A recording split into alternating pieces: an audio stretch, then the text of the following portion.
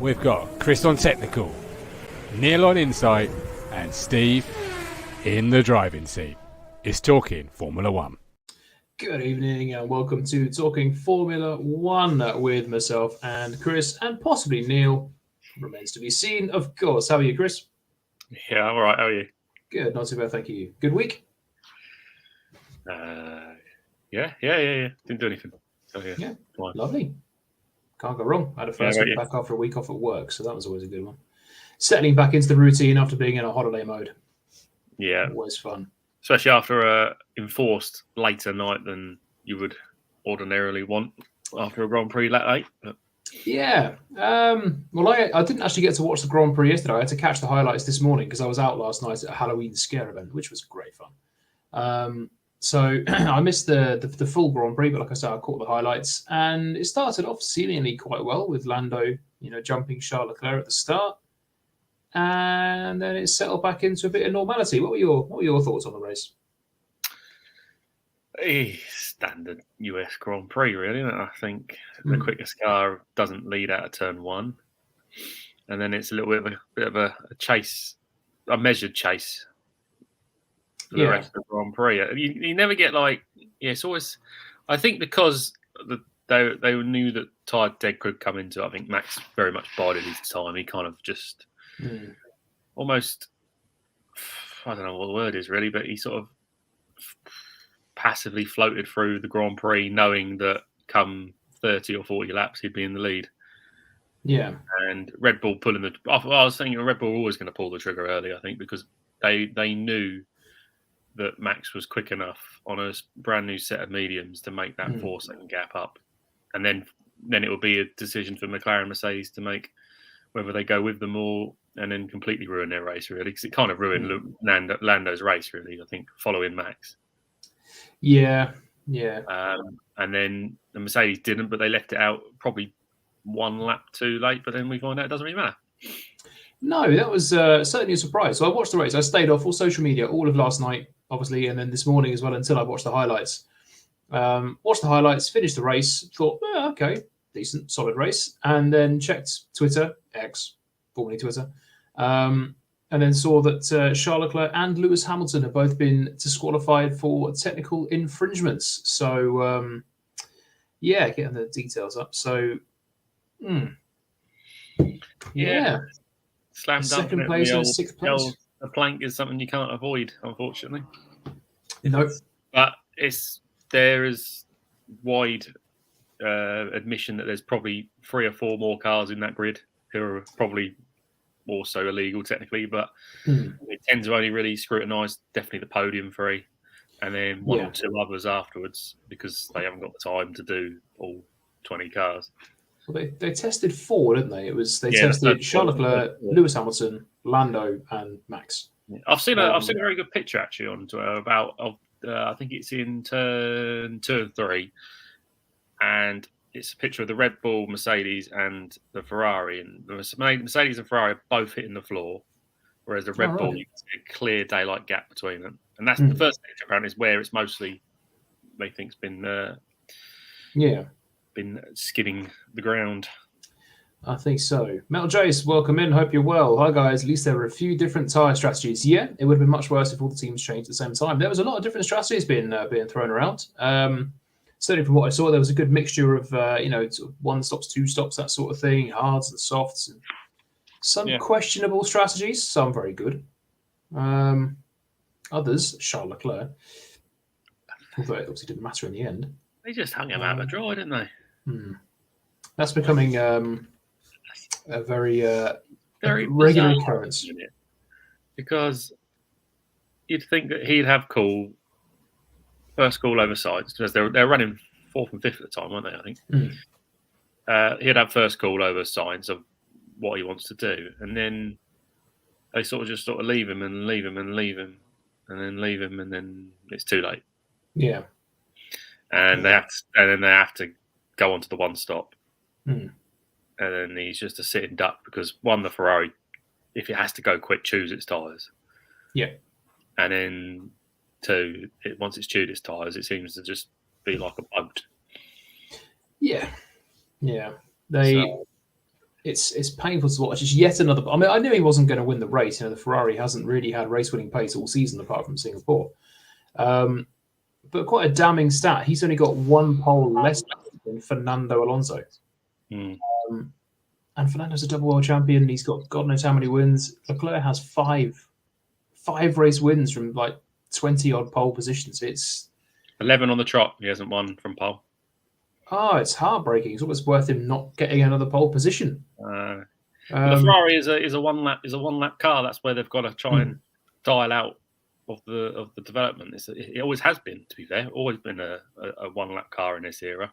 And then as everybody else has progressed, they've sort of stood still in terms of race setup. Yeah.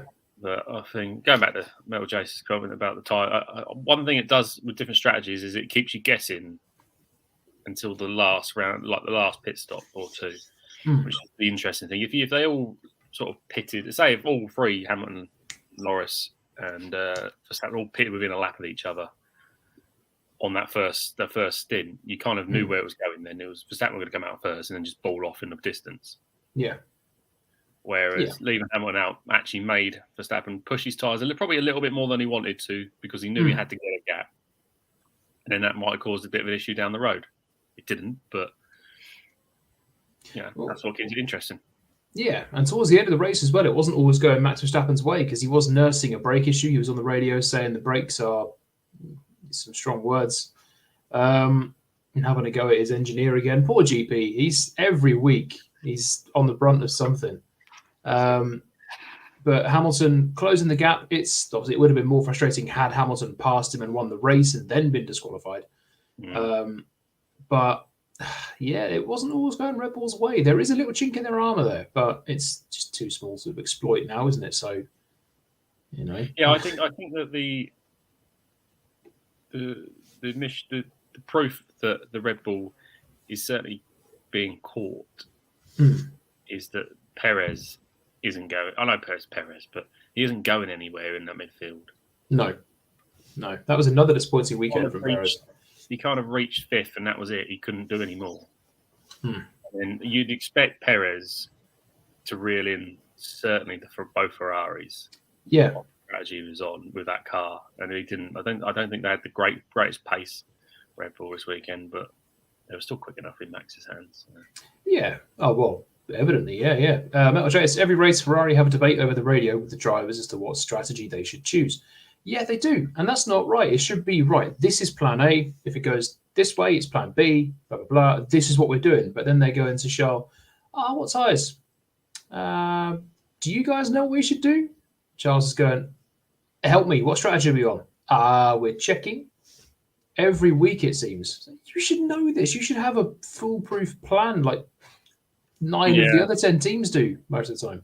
The strategists, they spend all the weekend just coming up with all scenarios and planning for all eventualities. So they should realistically have anything that happens within a certain time period of the race, they should have an automatic response. Like, that's calculated in their heads. They look into it so much that, you take a Red Bull strategist, they know what the plan is if there's a safety car on lap 27. It's that specific. Right, if there's a safety car in this stint, this is going to happen. If there's this, we're going to do this. And Ferrari just wing it as they go along. We're on plan D. What? There shouldn't even need to be a plan C. Well, you got to be thinking what people at the factory, because you have 50, 60 people at the factory all looking at the data, working the data exactly for what's happening when. They're not even race half the time. They're too busy calculating what the eventualities are and what we should do next. So I just wonder what they're doing half the time. Maybe they're watching what I'm doing, watching on multi-viewer or something. No, possibly. We're in the race. Sorry. Bring him in now. It's fine. Randy turned on a on-view camera of Zhou or something, just to have a look at that. This Ferrari looks funny. It's not one of ours. Whoops. Evening, Mike Baker, welcome in. F1 goes in cycles. One team always has an edge for a few years until the others catch up. At the moment, it's Red Bull, but you can be sure Mercedes will come again, and then the cycle will repeat. Yeah, absolutely. It's always the way, isn't it? Ever since the dawn of Formula One, you've had the strong team, and the team that gets that set of regulations right. You had the Schumacher Ferrari era. You had the Red Bull V8 era. Mercedes. Now it's Red Bull again. There was a time I hark back. It was the Williams era. Yeah, it's probably only 2007, 8, 9 that was sort of really competitive when you had 3 or 4 teams who could all pitch up and win. Obviously, 2009 Braum turned up with an amazing car, but they were caught quickly. But by the time they were caught, they were a long way ahead. But they all had, you had a Ferrari, McLaren, Red Bull, and Braun, all 5 victories, even the Honda at one point. But yeah, I remember even the early 2010s, you had the likes of Ferrari, McLaren, Red Bull all scrapping over the top spot. And going back, the thing I miss, I think, going back about sort of 20 years, the early noughties was you had the likes of Ferrari were obviously the dominant force, but you had Ferrari, McLaren, and Williams who could share race wins. But then you got the odd surprising result because you had, the cars were less reliable. There was more attrition. You'd be winning a race. Like Schumacher could be 25 seconds up the road, but then his car could just pack up. Whereas with Verstappen, you don't get that. He's 20 seconds up the road, and he's going to win the race because that car is solid. Yeah. And it threw up some great podiums because you had like Jacques Villeneuve in a BAR or Eddie Irvine in a Jaguar, managing to get the odd podium. Giancarlo Fisichella winning that race in a Jordan. You just don't get that anymore. Like I can't remember the last surprise podium we have. It probably would have been Ocon back in Monaco this year, maybe. You just don't really get it anymore.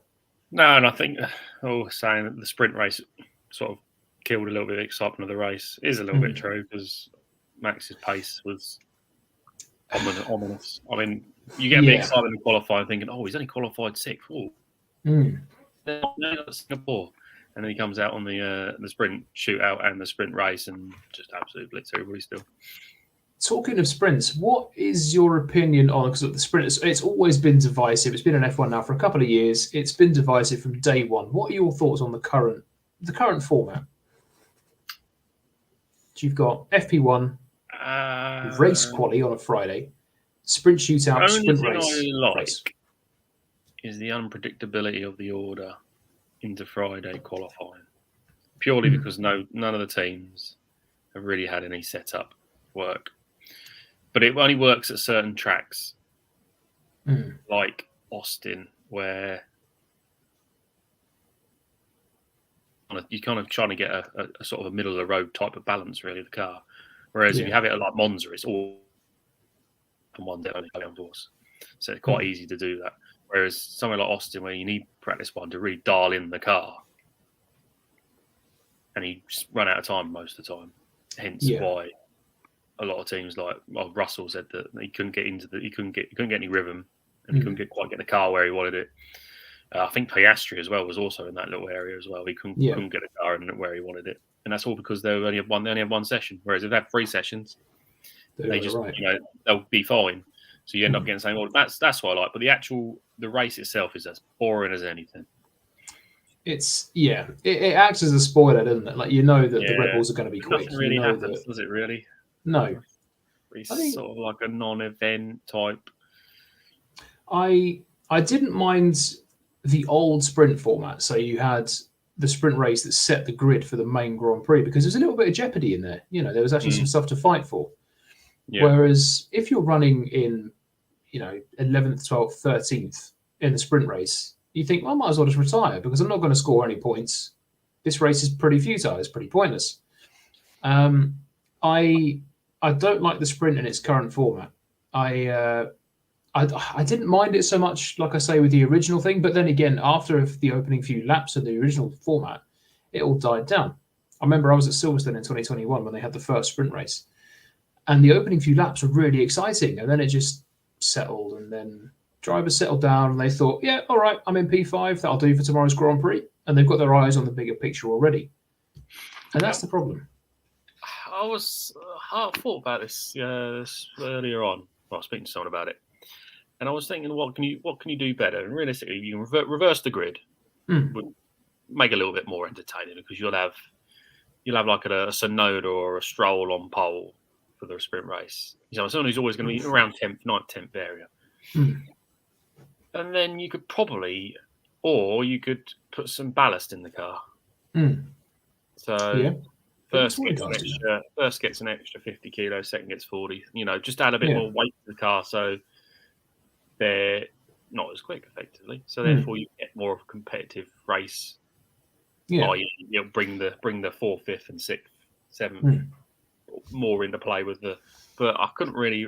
Apart from that, I can't really. Maybe another set of tyres, which is completely soft, like horrendously soft. So not horrendously soft, but a qualifying type tyre or something. I don't know, but there's so many suggestions you can throw out there, really.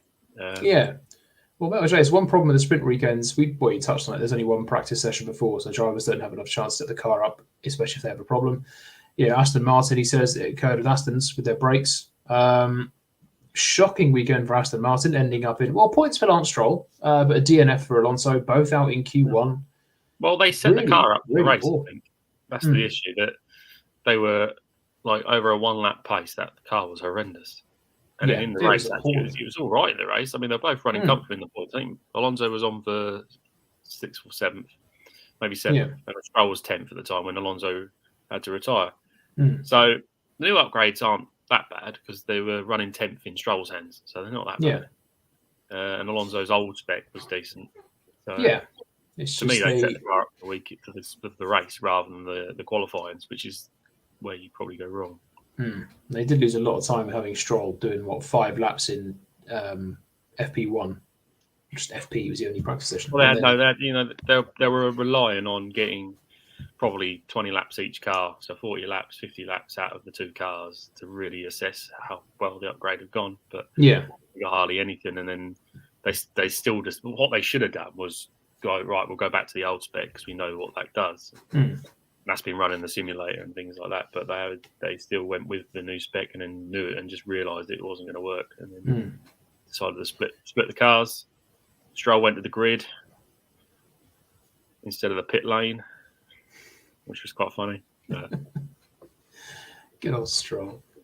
Dear. Well, one person I want to touch on tonight is, for a commendable performance, if not a little bit fortunate, is the first American to score points since 1993.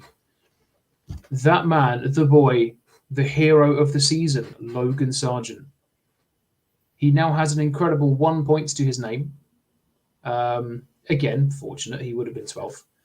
But it was an encouraging race from what I saw. He was more on the pace. His qualifying was abysmal. But he was more on the pace. And he was throwing some good overtakes there. I think he overtook Danny Rick at one point, and he got a point. So for the first time since Belgium 2021, that famous race that was never a race, that Williams have had both cars in the points, which is quite surprising. Yeah, they were. I mean, Albon still managed to finish 8th, despite the fact that he had he had a 5-second penalty for sure. He was 9th. 9th. He had a 5-second penalty. All I ever heard was Albon was done for track limits. That was the only person I really heard about getting track limits. And Sargent, he sort of had it was a nothing race, really. He kept his nose clean. He made a couple of good overtakes on Ricciardo. I think he did one on Zhou at some point. But they both beat the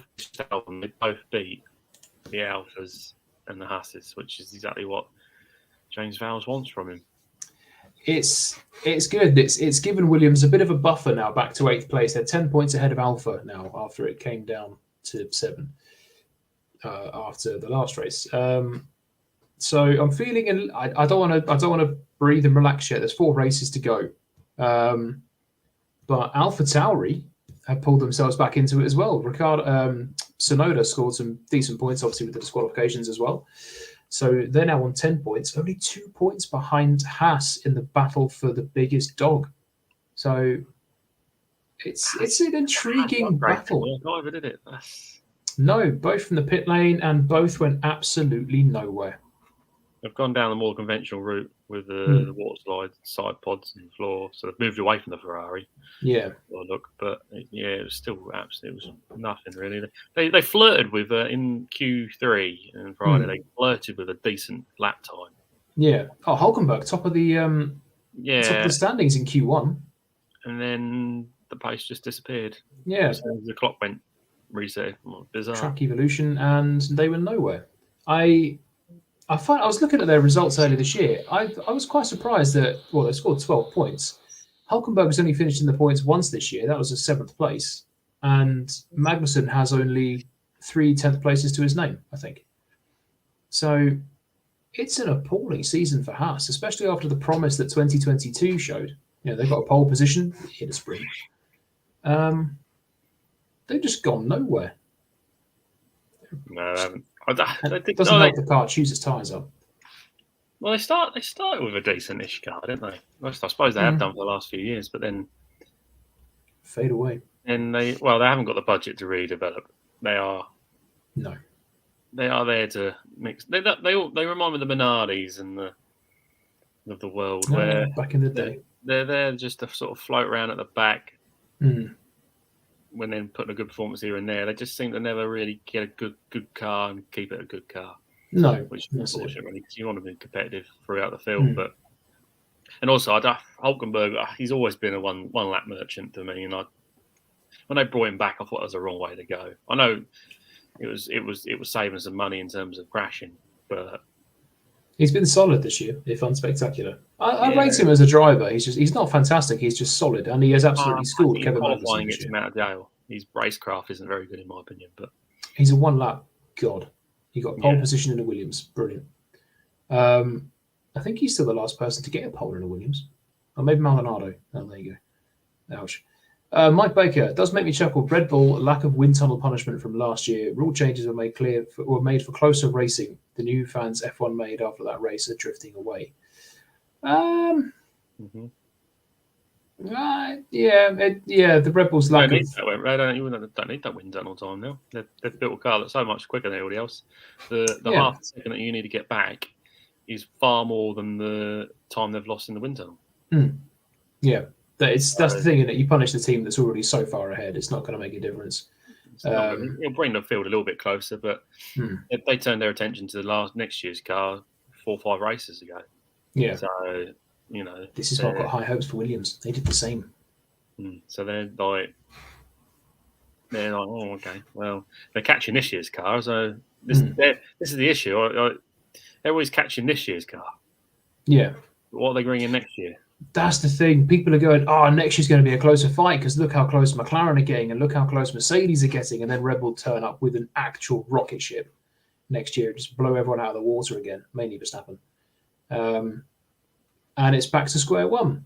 I think next year will be closer, but no one's going to top them, surely. This is going to be a 4-time world champion. It won't be as dominant, I don't think, but I think certainly Red Bull will win both championships. Yeah. I want to see Charles Leclerc fight for one. I want to see George Russell fight for one again. Actually, one thing that did happen was McLaren finally overhauled Aston Martin for 4th as well. So with a very disappointing weekend for Fernando, particularly. Some points for Lance Stroll. And then he had a DNF, obviously, for Piastri. But another, P2 this time for Lando. Yeah, it's almost like they swapped cars halfway through the season.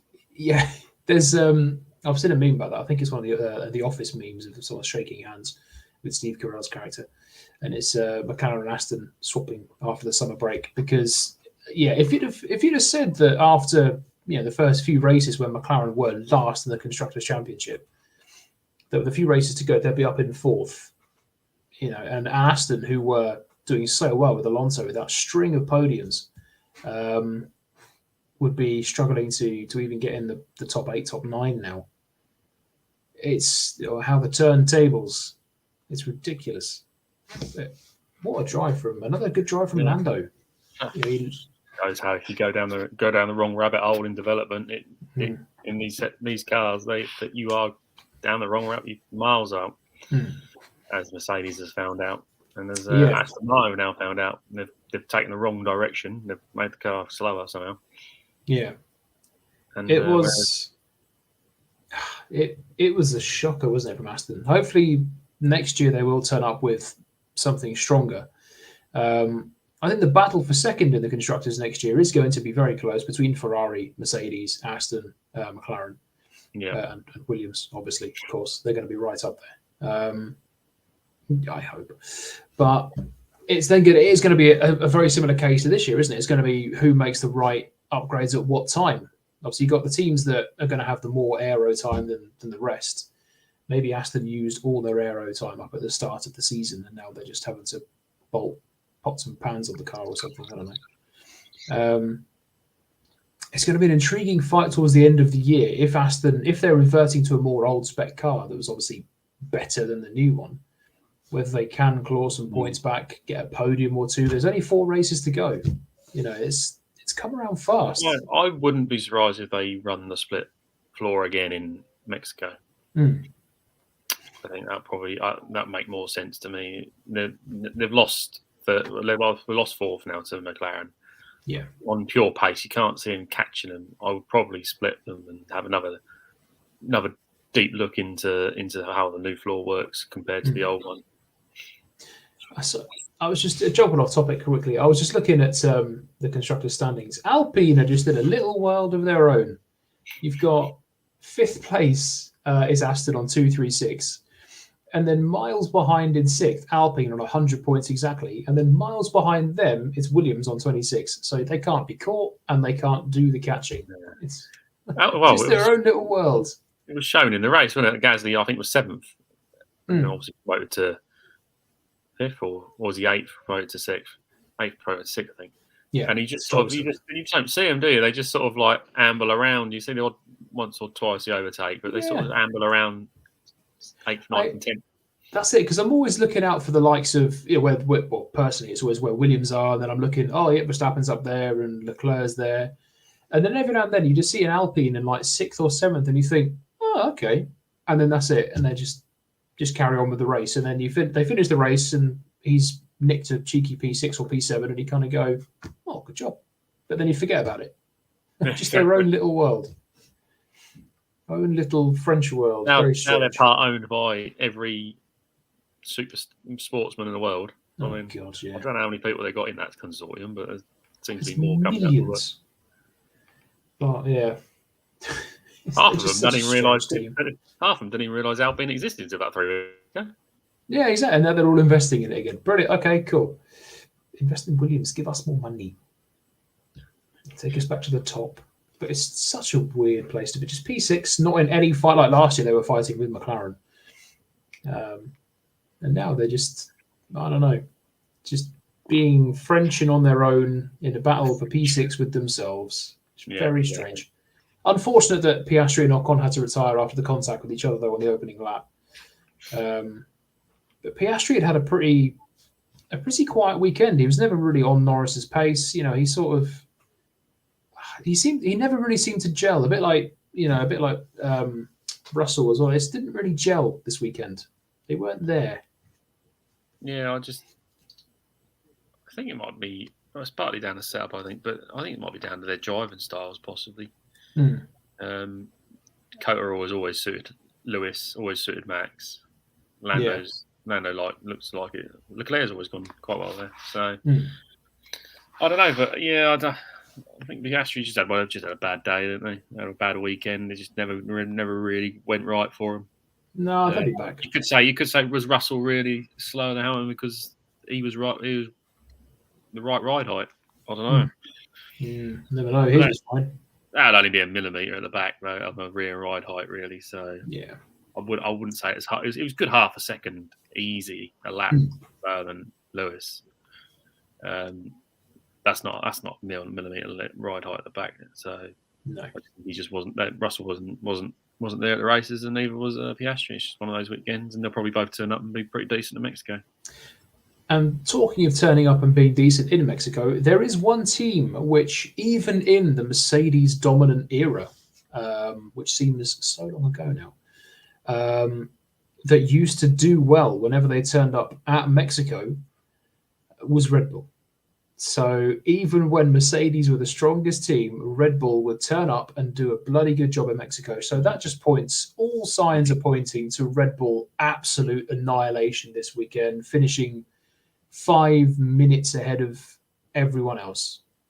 Well, it's high. I think it's high altitude up at Mexico City, isn't it? I think it's the highest circuit that we race on. That the air will be thinner, which will mean they can run a little bit less wing probably, and with that long straight, and we all know how quick they are with DRS and the Norton DRS. It's going to be they'll be rapid down that straight, I would have thought, and then they got the downforce to back up through the middle sector. That car is a perfect storm. And there are certain teams that it will benefit. I don't know how that track is for tyre wear, but no, I think McLaren will struggle with quite a draggy car. Yeah, I think Mercedes will struggle because that slightly draggy car as well. I think the Ferrari will be quick.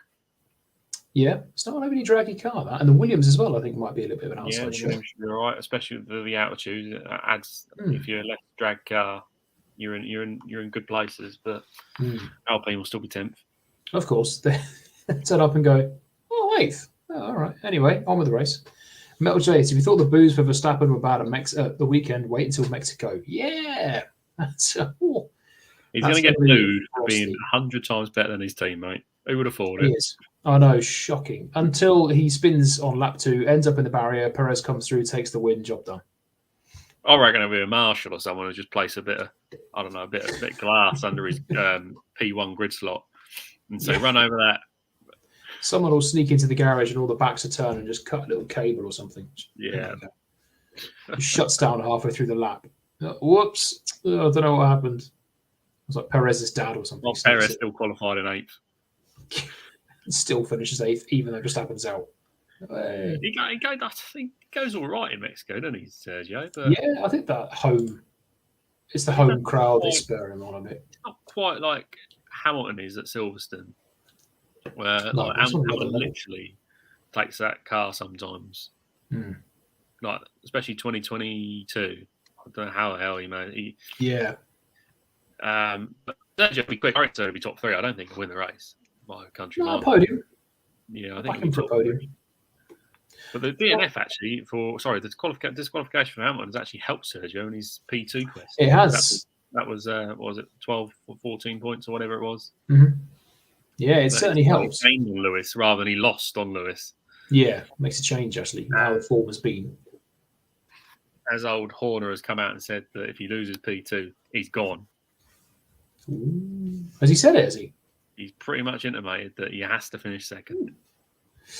Well, there's no excuse. You know, you're in. Oh no, there isn't. That's the thing. Yeah. Probably one of the most, if not the most dominant car in F1 history, and one of the best cars motor racing has ever seen. You know, there's no excuse to finish lower than second because no one else can touch it. So it would be anything less than second for him is a failure. It really is. Oh, massive failure. To be fair, I think it's been unsuccessful for how far he's been behind. Yeah. Compared to where they were the first few races. Or Monaco. Since then, it's just been way off. Yeah. So. Well, I think that just about brings us to the end of this week's little pit stop. So very quickly, Chris, in reverse order, your top 3 for the Mexican Grand Prix. Sainz, Leclerc, Verstappen. Ooh, okay. Strong for Ferrari. I'm going to go Perez, Leclerc, Verstappen. I think the home support for Perez, Leclerc will be good there, and obviously it's Verstappen. That's the first week we've actually come to the realisation that we can't. So I think every week we try and make up a scenario that he's put it in the wall or something. I think it's going for a Red Bull DNF. No, we've just been beaten into it's just going to happen. Yeah, it's just going to be Verstappen every week. Just stick them to They might as well save all their tyres and not bother qualifying. Yeah, just after you. Do you think the drivers are sitting in the car and they see Verstappen behind them and they go, just go, for God's sake, just go. I'm going to fight you. If it's Perez, I'll give you a go, but Verstappen. They don't fight him anymore. No. It does lose it, doesn't it? Yeah, they don't fight him because they know that, all right, I'll fight you this corner, I'll fight you that corner, but in 3 corners' time, you're going to get me anyway. So what's the point? Yeah. I'm only going to ruin my race. Whereas Norris a bit of a fight, it was Well, there we go. Thank you very much for watching. Thank you for tuning in, giving us your comments. Love to see it. Enjoy the Grand Prix this weekend. Of course, it's another late one. So I'll get the coffee on the go rather than the beers. And we shall see you on Monday at 7:15. Of course, the biggest mystery is not will Verstappen win or will Perez be P2. It is will Neil be joining us next week? We shall see. So I remember Neil. There we go. Right. Thanks very much for watching. I have been Steve. Here's been Chris. See you next week. Cheers.